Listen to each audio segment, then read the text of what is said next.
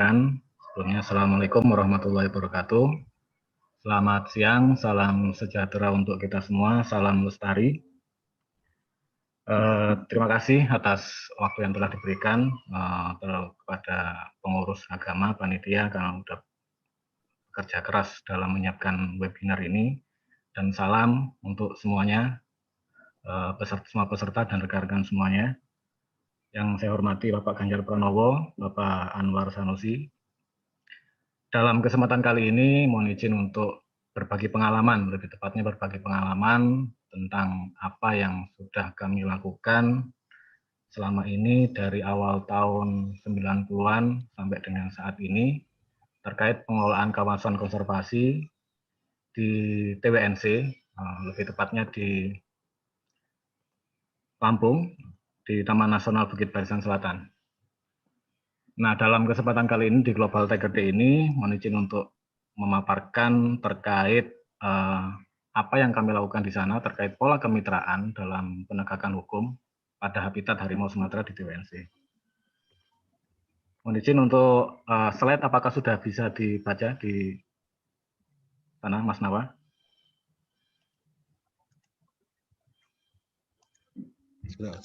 Sudah, Mas. Jelas, Pak, ya? Clear, ya, sudah clear. Suara sudah clear, monggo dilanjut.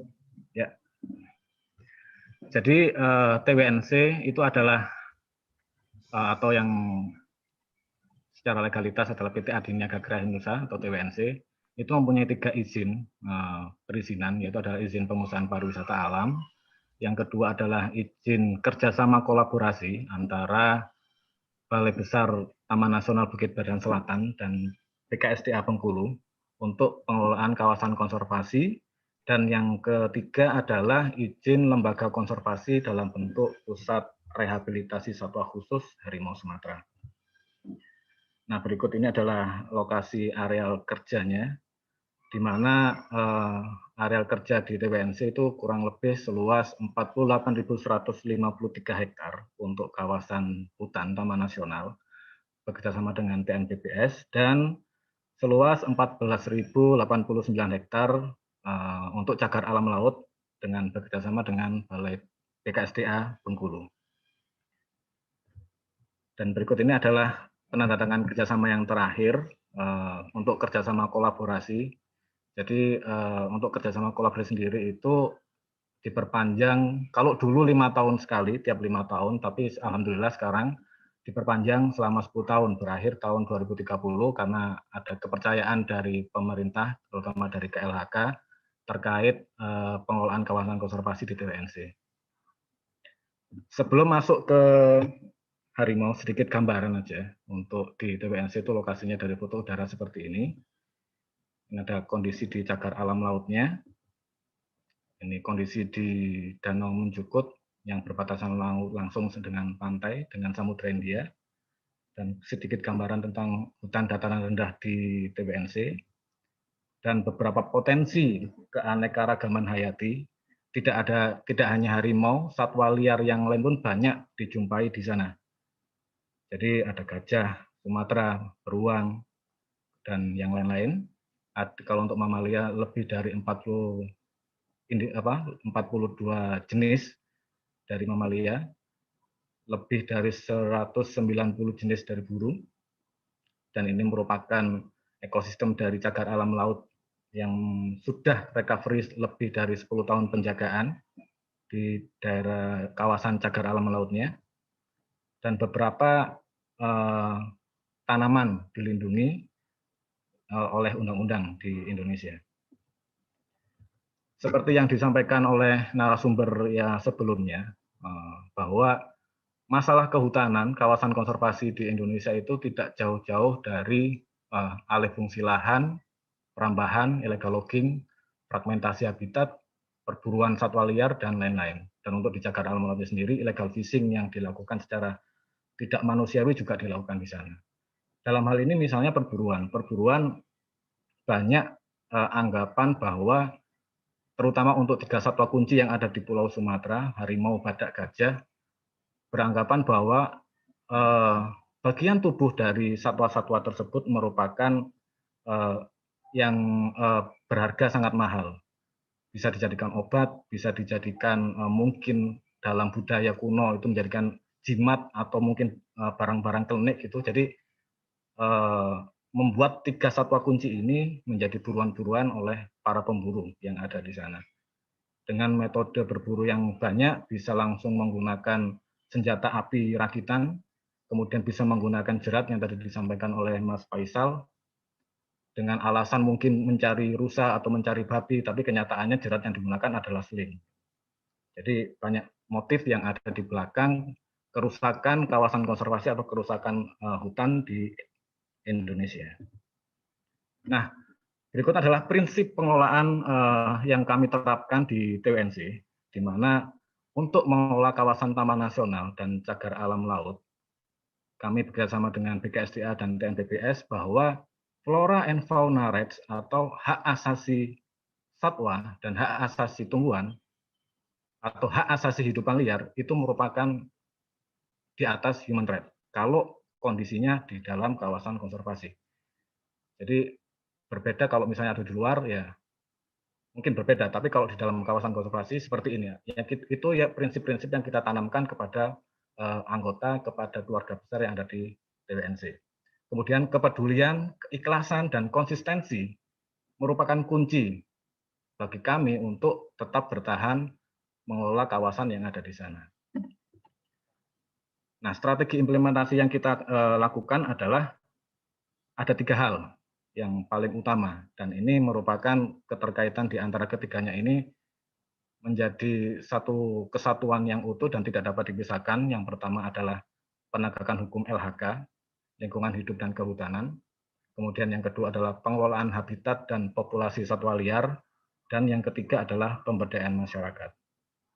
Kenapa ketiganya ini penting? Karena jika salah satu hal atau salah satu indikator itu diabaikan, saya yakin itu upaya-upaya atau tujuan utama untuk melestarikan ekosistem semua yang ada di kawasan konservasi itu tidak akan bisa tercapai. Karena jika kita mengabaikan sosialnya, aspek sosial, kita mengabaikan masyarakat, secara otomatis masyarakat juga akan menjadi secara tidak langsung kan menjadi ancaman bagi kawasan konservasi.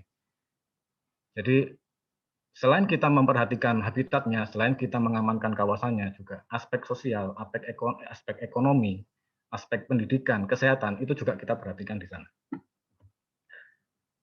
Masuk ke strategi implementasi yang pertama, yaitu tentang pengelolaan habitat dan populasi satwa liar. Jadi banyak kegiatan yang kita lakukan di sana, yaitu ada beberapa yang bisa dilihat di PowerPoint bahwa keanekaragaman hayati kita berusaha untuk inventarisir, kemudian kita juga melakukan survei distribusi dan populasi mamalia besar seperti harimau Sumatera, gajah Sumatera, prenya atau satwa mangsanya harimau Sumatera, itu kita identifikasi atau kita cari distribusinya seperti apa. Kemudian kita juga melakukan pengendalian tanaman invasi berupa mantangan yang selanjutnya kita restorasi. Karena setelah ada mantangan, ada area bukaan menjadi lahan kritis, kemudian pembuatan grazing area, padang gembala, rusa, dan satwa liar lainnya, di mana ini menjadi penting karena rusa merupakan satwa liar mangsa utama dari harimau Sumatera. Kemudian pembuatan sumber mata air dan mineral untuk satwa liar, serta yang terakhir adalah pengembangan pusat rehabilitasi satwa, khusus harimau Sumatera dan satwa liar lainnya, yang kemudian dilepas liarkan kembali ke alam. Berikut adalah gambaran secara garis besar kondisi habitat yang ada di sana. Gambar yang tengah harimau yang sedang duduk itu adalah dokumentasi secara langsung yang diambil menggunakan kamera tele dari Maria Tetna, staf konservasi di kami, yang saat itu sedang melakukan observasi di daerah grazing area dan mendapatkan momen secara langsung ketemu dengan harimau Sumatera. Nah, keberadaan grazing area ini sangat penting karena menjadi padang gembalaan dari rusa, mungkin babi juga ada di situ, monyet juga ada di situ. Jadi harimau Sumatera lebih cenderung suka main ada di sana karena satwa mangsanya pun juga banyak. Dan yang kiri bawah itu merupakan gambaran dari harimau yang sedang berburu ditangkap oleh kamera trap. Dan yang selanjutnya adalah dan kita juga mempunyai lembaga konservasi atau pusat rehabilitasi satwa khusus harimau Sumatera, di mana lembaga konservasi ini atau rescue center yang biasa kita sebut itu dibangun pada tahun 2007. Saat itu ada 5 ekor harimau yang ditranslokasi dari Aceh menuju ke Tamling, yang kemudian 2 diantaranya dilepas liarkan. Sampai saat ini sudah ada 7 harimau yang sudah dilepas liarkan di TWNC. Nah, seperti yang saya sebutkan tadi, 2 dilepas liarkan pada tahun 2008, 2 selanjutnya dilepas liarkan tahun 2010, selanjutnya tahun 2015, dan yang terakhir kemarin sempat melepas di tahun 2017. Selain kita melepas harimau, kita juga melepas satwa liar yang lain, endemis. Ada elang, penyu, kukang, buaya, lobster, dan siamang. Nah, untuk strategi implementasi yang kedua, ini juga yang sangat penting menurut saya, karena kalau habitatnya itu tidak aman, kawasan konservasi itu tidak aman, maka secara alamiah atau secara naluriah, ekosistem itu atau habitat yang ada di sana itu tidak akan berkembang secara sendiri. Nah, yang pertama adalah penegakan hukum LHK, di mana yang pertama adalah kegiatan pencegahan dan pengamanan kawasan Taman Nasional dan Cagar Alam Laut. Nah, dalam hal ini upaya-upaya pencegahan dan pengamanan bekerjasama dengan Polhut, bekerjasama dengan aparat dari TNI, dari Babinsa, dari Marinir, secara bersama-sama bekerjasama untuk melakukan pencegahan dan pengamanan kawasan Taman Nasional. Kemudian yang selanjutnya adalah penegakan hukum pidana LHK, dan yang selanjutnya adalah hukum administrasi LHK. Dan kemudian ada pendekatan non-hukum juga terkait kita sempat merekrut mantan pemburu dan perambah yang berdomisili di sekitar kawasan konservasi, yang sebelumnya mereka adalah sebagai pemburu atau sebagai perambah, kita rekrut sebagai ranger, di mana ini menjadi sangat penting karena selain mereka itu menjadi ranger, mereka itu akan melakukan pencegahan dan pengamanan, sosialisasi kepada keluarganya, sosialisasi kepada warga yang ada di sekitar kawasan, untuk membantu kita mensosialisasikan, menjaga dan mengamankan kawasan konservasi. Kemudian yang selanjutnya adalah penyitaan senjata api rakitan ilegal, di mana memang di sekitar kawasan TWNC itu hampir setiap rumah itu dulunya mempunyai senjata api rakitan ilegal berupa locok. Karena memang alasannya waktu itu dalam penelitian saya, mereka menyebutkan bahwa untuk berlindung diri dari hewan buas saat mereka berladang, saat mereka menjaga ladangnya. Nah, tapi karena itu juga menjadi ancaman bagi satwa liar, terutama satwa liar dilindungi yang ada di kawasan konservasi Taman Nasional, akhirnya tahun 2006 bekerjasama dengan Polhut, bekerjasama dengan aparat dari TNI, menyita dari senjata api rakitan ilegal yang dipunyai oleh masyarakat tersebut. Nah, ini beberapa contoh kegiatan pencegahan dan pengamanan kawasan konservasi, seperti kegiatan intelijen, operasi pemulihan kawasan, kemudian ada kegiatan juga pengamanan peredaran hasil hutan, tumbuhan, dan satwa liar. Nah, kegiatan-kegiatan seperti kegiatan patroli, sosialisasi, kemudian juga ada pos pengamanan yang paling penting, karena di pos pengamanan ini ditaruh atau diletakkan di lokasi-lokasi yang rawan terhadap ancaman yang kritis, seperti di lokasi perambahan dan yang di situ menjadi habitat satwa liar kunci seperti harimau Sumatera. Dan berikut adalah grafis dari perubahan jumlah ranger dan pos pengamanan yang ada di TWNC serta distribusi posnya. Yang warna merah itu adalah penambahan jumlah ranger dari tahun ke tahun, dari awal tahun 2001 sampai saat ini. Dari semenjak awal pertama kali kita mengelola sampai tahun 2007 itu masih stagnan sekitar 10 sampai 15 orang. Kemudian naik secara drastis di tahun 2008 karena kita pada awal tahun 2008 pertama kali melakukan kerjasama kolaborasi dengan TNBPS dan BKSDA. Itu juga dengan pos pengamanan. Nah, berikut ini adalah penegakan hukum pidana LHK, penanganan kasus yang ada di TWNC terkait perburuan terhadap harimau dan satwa mangsanya. Jadi bisa dilihat di grafik bahwa kasus-kasus pidana yang ada di TWNC dari tahun 2000 sampai tahun 2018, ini data dari register perkara yang saya dapatkan dari TNPBS, terdapat 37 kasus pidana LHK yang terjadi di TWNC, dengan rincian 24 kasus perambahan, 12 kasus perburuan, dan 1 kasus illegal logging. Nah, dari kasus-kasus ini, paling banyak adalah kasus perambahan. Memang perambahan ini di TWNC dulu sangat banyak dan marak terjadi, terutama di awal tahun 2006. Bahkan sampai sekarang masih terjadi. Nah, berikutnya adalah kasus perambahan yang terjadi di TWNC, di mana pada tahun 2006, 2011, dan tahun 2013 dilakukan operasi gabungan penurunan perambahan.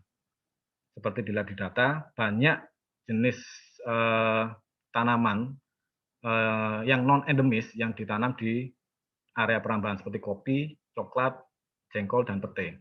Hampir semuanya sama di daerah perambahan di kawasan TWNC.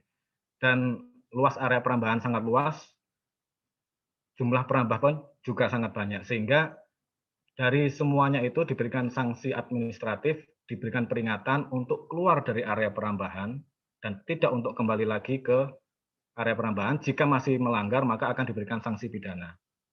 Nah, tadi ada di yang sebelah sini ada kasus perambahan, tapi diberikan sanksi pidana karena mereka menjadi provokator. Mereka menjadi provokator, dan mereka yang tertangkap tangan di area perambahan pada saat dilakukan operasi gabungan.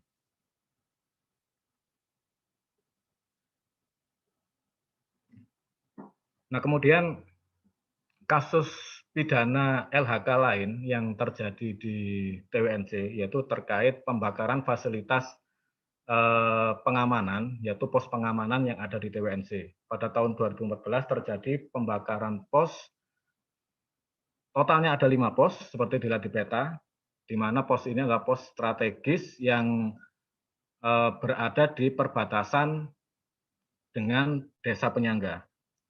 Nah, yang melatar belakangi kenapa pos ini terbakar karena adanya, seperti yang saya sampaikan di prinsip pengelolaan, bahwa human right itu berada di atas animal right. Jadi mereka merasa adanya limitasi, nggak bisa masuk, nggak bisa mengakses ke kawasan konservasi, sehingga ada oknum dari masyarakat memprovokasi masyarakat yang lain untuk membakar pos pengamanan ini. Dan di situ juga disebutkan ada koridor satwa yang menghubungkan antara enklave dengan desa yang lain. Nah, karena ini tujuannya koridor satwa dan akan digunakan oleh masyarakat untuk melintas, sehingga dampaknya adalah pembakaran pos ini. Dampak dari pembakaran, ya, Mas Ardi, ya, mungkin 1-2 menit lagi. Ya, dampak dari pembakaran pos ini adalah banyaknya aktivitas ilegal sebelum dan setelah pembakaran pos, bisa dilihat. Dan dampaknya terhadap harimau Sumatera adalah bisa dilihat dari grafis. Sebelum terjadinya pembakaran pos, populasi harimau Sumatera sangat tinggi, mencapai 14 individu jika dibandingkan di awal tahun 2000, meningkat secara drastis. Dan ini menjadi kepadatan harimau tertinggi di Asia Tenggara. Masih stabil sampai 2014, tapi setelah adanya pembakaran pos, aktivitas meningkat sehingga populasinya menurun jadi 8 individu. Dan kepadatannya pun juga menurun. Jadi penegakan hukum di sini, terutama pencegahan dan pengamanan, adanya pos pengamanan itu sangat penting di kawasan konservasi. Dan berikut adalah kegiatan selain di kawasan konservasi, kita juga menyentuh untuk di kegiatan pendidikan, kesehatan, lapangan pekerjaan. Kita juga ada pendidikan konservasi, ada program ketahanan pangan untuk meningkatkan ekonomi masyarakat, membentuk kelompok nelayan, kelompok tani, juga melakukan pendampingan masyarakat untuk meningkatkan skill masyarakat.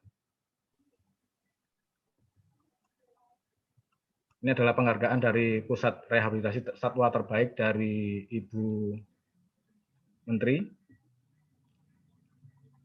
Dan ada penghargaan terbaik juga dari Pantera sebagai Best Tiger Conservation Set. Ini adalah prasasti penandatanganan oleh Bapak mantan Menteri Kehutanan waktu itu, Pak Zulkifli, dan tamu-tamu kunjungan internasional, kunjungan nasional, event kegiatan internasional yang pernah kita lakukan di luar negeri, media coverage, dan yang terakhir adalah apa yang kita lakukan semata-mata adalah kita tidak pengen salah satu satwa kunci seperti harimau Sumatera dan satwa liar yang lain itu punah. Jadi anak cucu kita itu tidak bisa melihat harimau Sumatera atau satwa liar yang lain. Jangan sampai mereka mendengar cerita, oh dulu pernah